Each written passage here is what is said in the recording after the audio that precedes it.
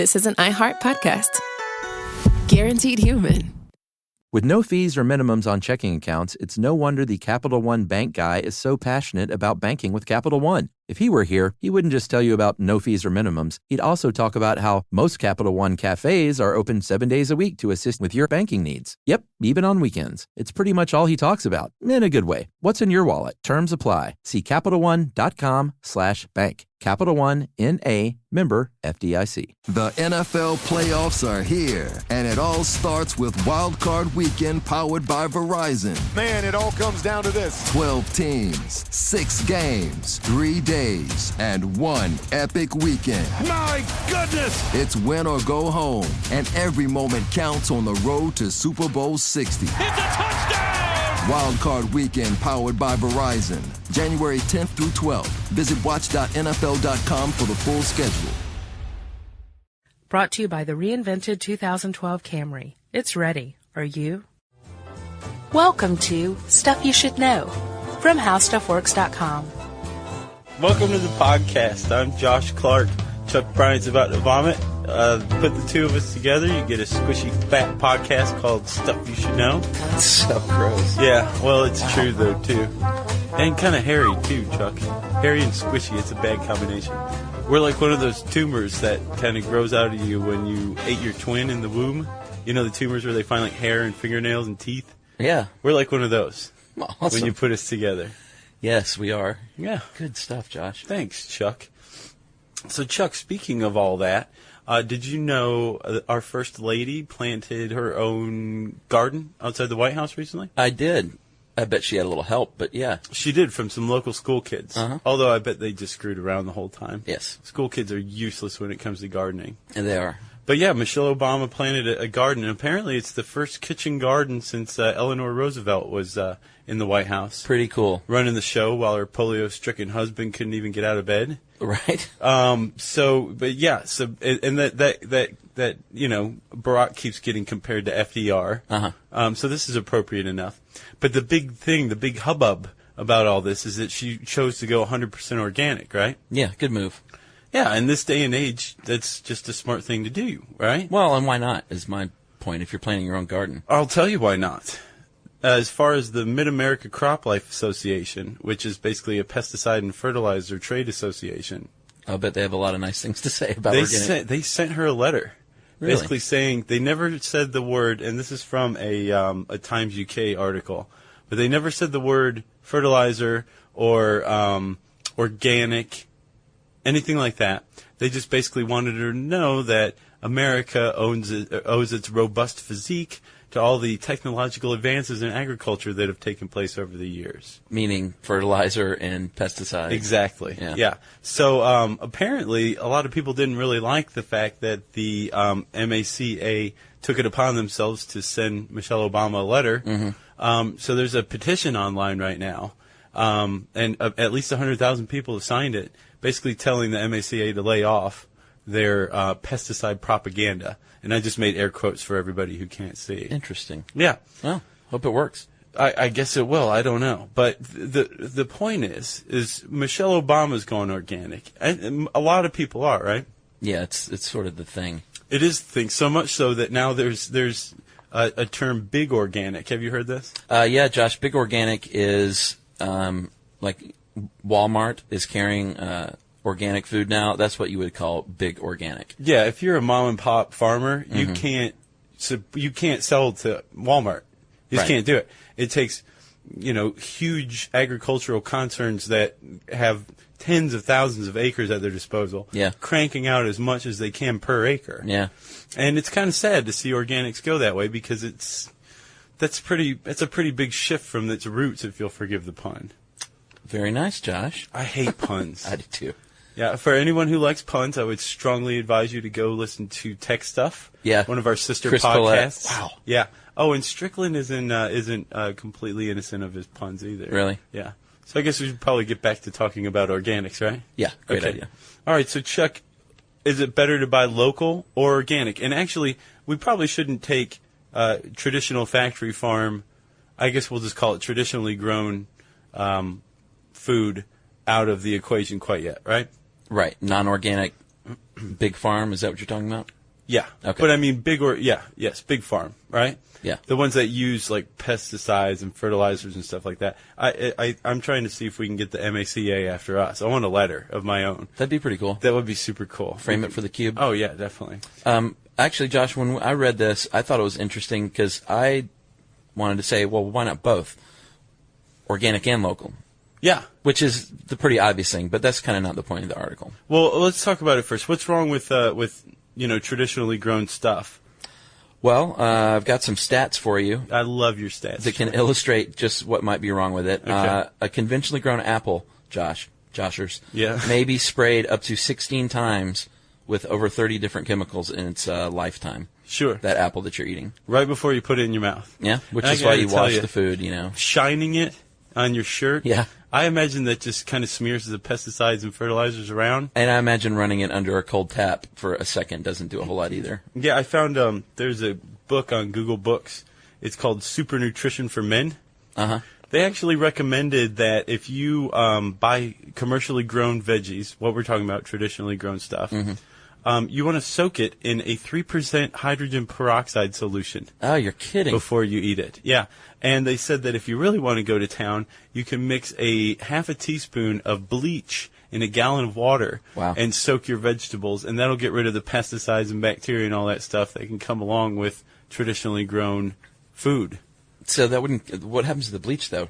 Does it wear off or something? You soak it for another 10 minutes in just clean water.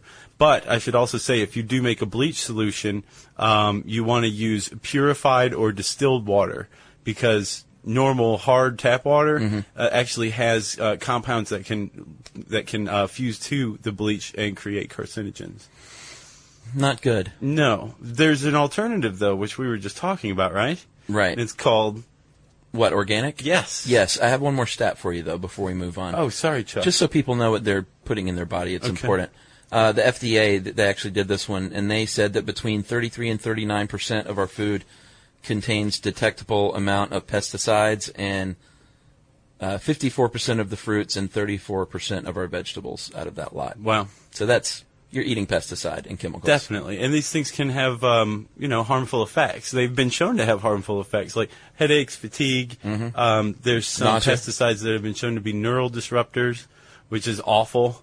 Nausea is not fun. You don't eat for nausea, you know? No. So we're just going to go ahead and say, if you eat traditional farm food, whatever, more power to you. Sure. It's a good idea to know what's in your food, right? You should know what you're putting in your mouth. And you can also make a case for using pesticides and fertilizers and stuff like that. No, you can't. Well, I think their point is, in a big farming situation, it's pretty much near impossible to sustain that without using pesticides. Well, plus also it usually makes for much cheaper food. Yeah. It's a lot less labor intensive. If you're using like natural pesticide methods, this is usually much more difficult. Right. It requires a lot more labor, Yep. and thus the price is going to go up. Yeah. Which is why if you're poor in America, you're not eating organic food. No, it's definitely a bit pricier. Right. So- So let's talk organic, Chuck. Yes, the USDA has a program, Josh, called the National Organic Program, fittingly. And they are the people that certify things organic. When you see certified organic, Right. it has to run through them. Right. Your whole operation, the seeds cannot be genetically modified at all or treated with synthetic pesticides or fertilizers. Right. All this is laid out, and if you follow these steps as a program, you can be certified organic. Right. And actually, the standards are pretty good. They were almost questionable there in 2004. In April of 2004, the USDA issued 3 directives, right? Uh-huh. And one of them was it allowed fertilizers and pesticides to be used that contain unknown ingredients. Yeah.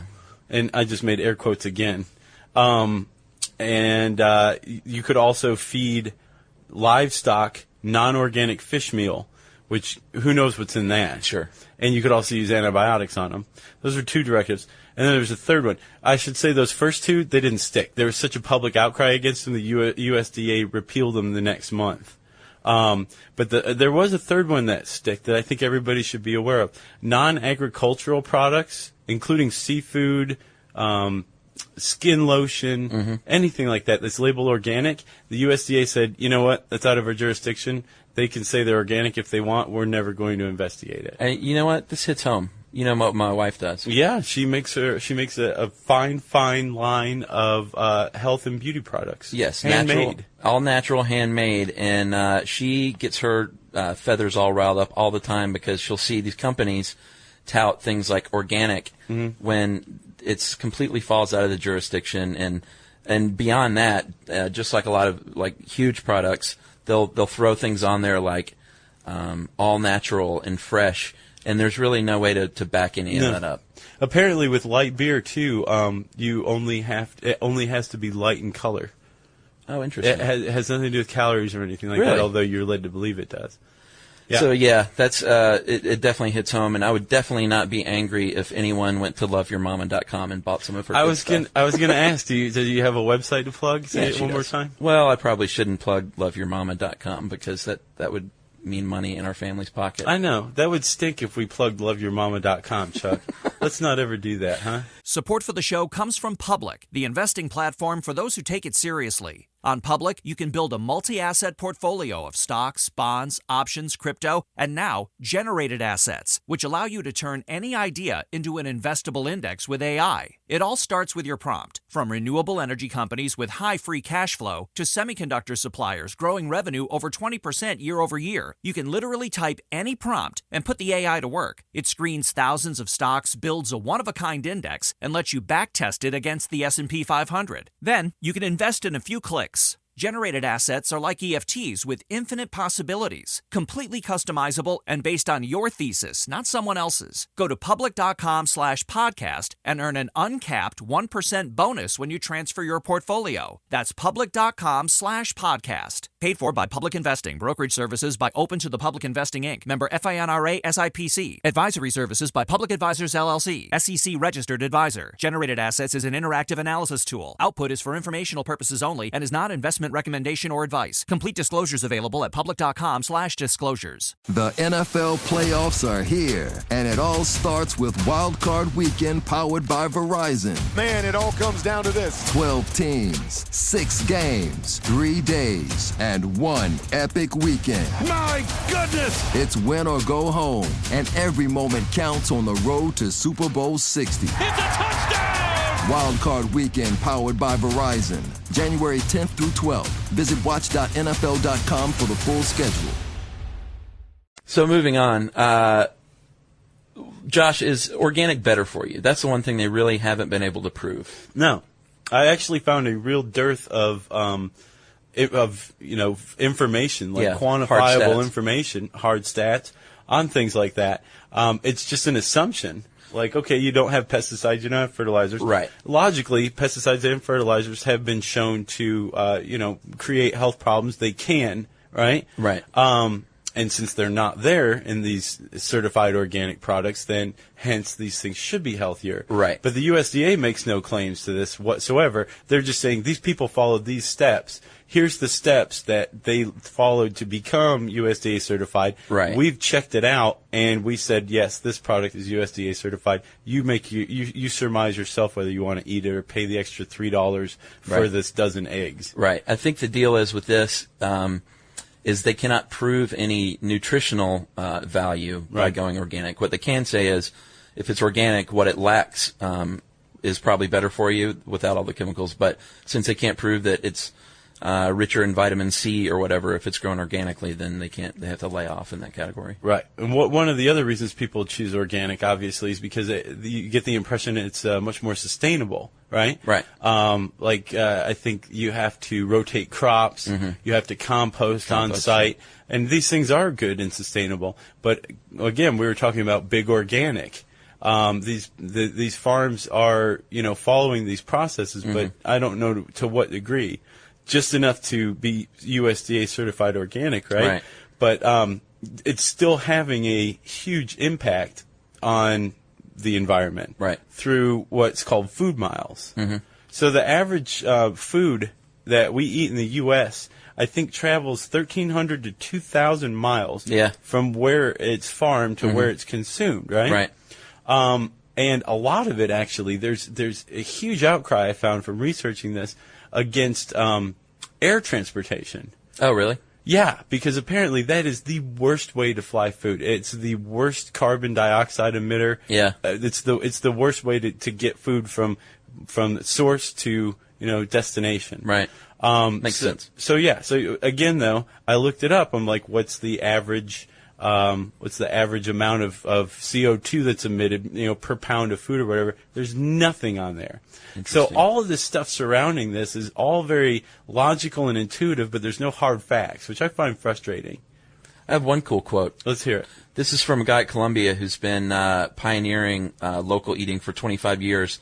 His name is Gusau. And his... Wait, does he just have one name like Cher? Actually, that's just his last name, Oh, okay. Gusau. But sure, let's just say that. Okay. And Gusau is often quoted saying that a strawberry shipped from California to New York requires 435 calories of fossil fuel, but provides the eater only 5 calories of nutrition. Huh, nice. So well done, Gusau. That's what Gusau says. Nice. I don't know if it's true or not. But, yeah, that's the whole question. Do you buy local or do you buy organic? I know the 100-mile diet and locavore.com. There's a big local food movement going on to try and cut down on the greenhouse emissions. Yeah. Do you know much about the 100-mile diet? School me. Okay. I know a little bit. But So in 2005, this Canadian couple, Elisa Smith and J.B. McKinnon, they vowed to basically only eat local food. Nothing could have come from more than 100 miles away, right? yeah, cool idea. It is a cool idea, and it makes sense, but I got the impression from reading about this that they had no idea how difficult this was going to be. Right. Like, they didn't realize that there were, like, seasons and then sub-seasons and apparently micro-seasons. Right. So if you want cherries in the winter, you could go to the grocery store and get them, but you can if you're on this 100-mile diet. Mm-hmm. They were saying something like in this FAQ, they were saying, they went without wheat for a really long time until they finally met a local wheat farmer, and then they were able to, make their own stuff. But that's part of it. It can be much more expensive. Oh, yeah. Because you're buying all the ingredients rather than a packaged product that was part of a run of several thousand. Right. So it's cheaper. And also it's just much more difficult and, again, labor intensive. But it is a lot more sustainable that you cut down on CO2 emissions. 100 miles isn't that far as far as food miles goes. And also you get to know kind of one of the reasons they say to eat local is the produce is much fresher. So within 24 hours it's been picked and you're eating it pretty much right off of the plant. Right. And you get to know the people that you're buying from because you're going to a farmer's market pretty much, right? Well, let's talk about farmers market. Let's do it, Chuck. It's the best. Yeah, you're a big proponent of farmers markets, aren't you? It's the best. Here in Atlanta, as most people know, actually in Decatur, we have the DeKalb Farmers Market, and I bump into Jerry there sometimes. Is that right? She's a shopper there, but actually a bunch of people from work I see there. I'm sure. But it's the best, man. It's huge, and the cool thing about the farmers market is not only can you choose from organic, but above every fruit and vegetable is a sign that says where it came from, which is kind of cool. So you're getting your avocados from California or Mexico, and usually each fruit and vegetable has a couple of choices, and none of them are very local, though. That's surprising because most farmers markets have a pretty strict rule that it can only be from that state at least. Well, this is a little different kind of farmers market. I think most of those are the ones that are like a local farmers market that you'll have on Saturdays only, and they'll set up in a parking lot, and the local farmers come and bring their wares. This is a big, huge operation that's been around for 30 plus years. Yeah, well, so it's a little different. I know there's I think a state subsidized farmers market down by the airport.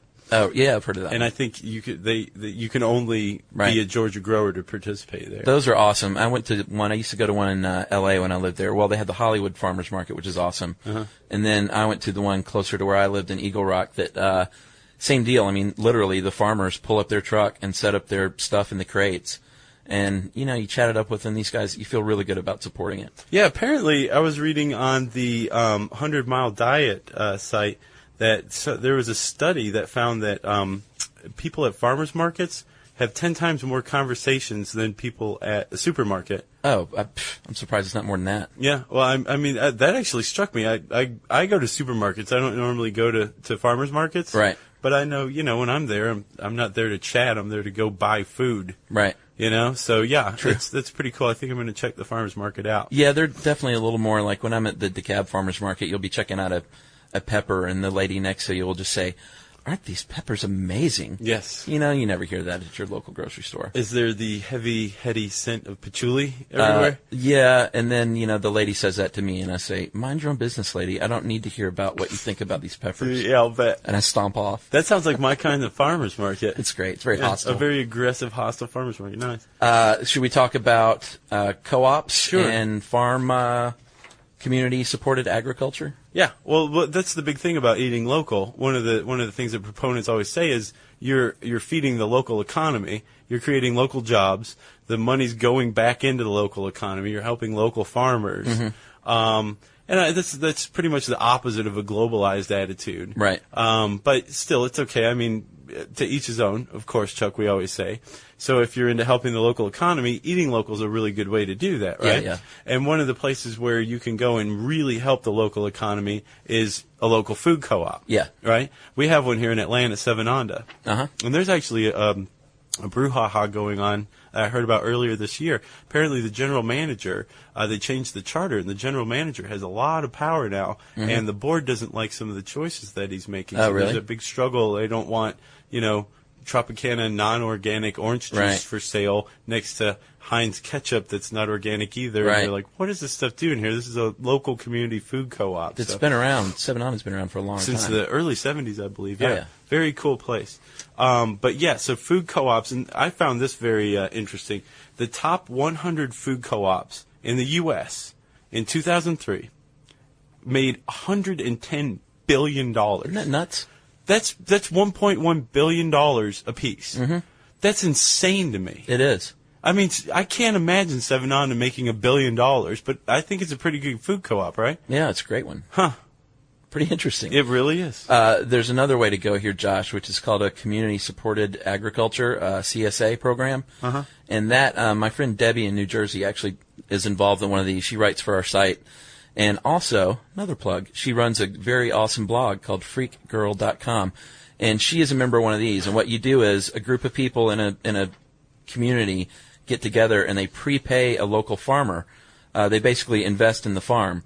And the cool thing is, well, some people might not think it's cool. It's a drawback. I think it's cool, is you don't know what you're going to get. Oh, that's like cool. Every 2 weeks, you'll get a crate of, you'll go pick up a crate of groceries, and you never know. Like if the lettuce is great, you might get lettuce, you might get kale, you might get carrots. Right. And so I think it's cool. It encourages people to kind of learn how to cook with new ingredients, and it's like farm to table, and Debbie thinks it's really awesome. Yeah. And I trust her. Good to know. Well, I've got a whole world of food to go explore. Oh, yeah, lots. Yeah. And should we talk about Whole Foods real quick? Knock yourself out, pal. I have another thing, too, to follow up with. This is chock full, man. Yeah, it really is. I wouldn't have thought this chock one full of would be goodness. such chock full. Whole Foods, as everyone knows, is a big grocery store chain that costs a lot of money. Whole paycheck is what some people call it. Yeah. It's a little pricey. $1 billion a year, Josh, is what how much produce they sold in 2006, and 16.4% of that came from local sources, which is up about 2% from 2005. And I know they're making a big effort. I would imagine in 2009 it's even higher than that. So even these big companies like Whole Foods are trying to source out local food a little more. Well, yeah, people are getting a lot savvier these days. I mean, the fact that the FDA's directives were reversed the next month because there's an Right. outcry. There's a petition online saying leave Michelle Obama alone because she's farming organic. Right. People have gotten a lot savvier, and they realized, hey, I'm putting this stuff in my body literally. I should probably pay a little more attention to it. Right. I got a garden. Do you? Yeah. In your little squatting land area? No, actually, this is on our side of the property. Yeah, John Fuller and I from Stuff from the B-Side, he was talking to me about it this weekend. He has a little garden, too, and we're going to try and I know a couple of other people here do. We're going to get a little vegetable exchange going on. Very nice. Yeah. Very nice. It's fun. The concept of growing your own food, I think, John was just blown away by it. He's like, man, this is just the coolest thing. Really? So I could put the seeds in the ground and I can eat it later on. And I'm like, yes, John, it's farming. They've been doing it for a long time. 8,000 years, Yeah. 10,000 years, yeah. It is cool, though. It is. I love my own tomatoes, for sure. That's about all I can grow, that and basil. Yeah, those, two good things. You're halfway to spaghetti sauce. Agreed. So Chuck, there is something I think that we should point out. No matter how you eat, whether it's local or you eat traditional farm stuff or organic or whatever. Or McDonald's at every meal. Especially McDonald's, actually. That definitely factors into this. There's this concept called ghost acres. Have you heard of this? You got me on this one. Dude, this one's awesome. So basically, when we think about, the amount of acreage it takes to produce food, right? Mm-hmm. We say, okay, well, 1 acre of food can produce, 20,000 pounds of strawberries on a traditional farm, right? Okay. Ghost acres are all the other parts of land that's required for that strawberry to go through its life cycle, right? Right. So you take into account the acreage that the fertilizer factory is built on. Right. You take into account the acreage that the landfill that's going to accept the strawberry rinds is built on, or the acreage that's polluted by the runoff from this farm. Wow. These are ghost acres, and it ups the number of acres required. It's the actual number of acres and the impact it has on the land to produce, 10,000, 20,000 pounds of strawberries or whatever. That's the real deal. It is the real deal, yeah. So, ghost acres, definitely worth looking up, man. Oh, that's pretty cool. Yeah. I thought you were going to throw me some stat like, did you know that for every acre there's 10 ghost acres?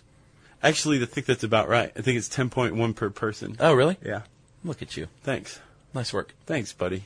Have we exhausted this? I think we have big time. I think we did about 10 minutes ago. Yeah. Grow your own stuff. It'd be kind of cool. Try and shop locally. You can join Chuck and John Fuller's little food co-op. Yeah, a little farm exchange. Can I get in on that action? Well, you have to grow something. Can I just buy some?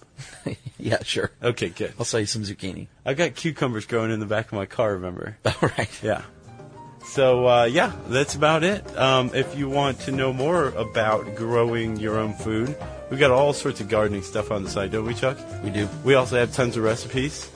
We have a whole recipe channel. We do. So there you go. All you need to do is come to howstuffworks.com and say whatever you want to in that little search bar. You should probably type it rather than say it. I don't think we have the listening capability. Yeah. Right. Support for this show comes from Public, the investing platform for those who take it seriously. On Public, you can build a multi-asset portfolio of stocks, bonds, options, crypto, and now generated assets, which allow you to turn any idea into an investable index with AI. It all starts with your prompt, from renewable energy companies with high free cash flow to semiconductor suppliers growing revenue over 20% year over year. You can literally type any prompt and put the AI to work. It screens thousands of stocks, buys one-of-a-kind index, and lets you backtest it against the S&P 500. Then you can invest in a few clicks. Generated assets are like ETFs with infinite possibilities, completely customizable and based on your thesis, not someone else's. Go to public.com/SYSK and earn an uncapped 1% bonus when you transfer your portfolio. That's public.com/SYSK. Paid for by Public Investing. Brokerage services by Open to the Public Investing, Inc., member FINRA and SIPC. Advisory services by Public Advisors, LLC, SEC registered advisor. Generated Assets is an interactive analysis tool. Output is for informational purposes only and is not an investment recommendation or advice. Complete disclosures available at public.com/disclosures. The NFL playoffs are here, and it all starts with Wild Card Weekend powered by Verizon. Man, it all comes down to this. 12 teams, 6 games, 3 days, and 1 epic weekend.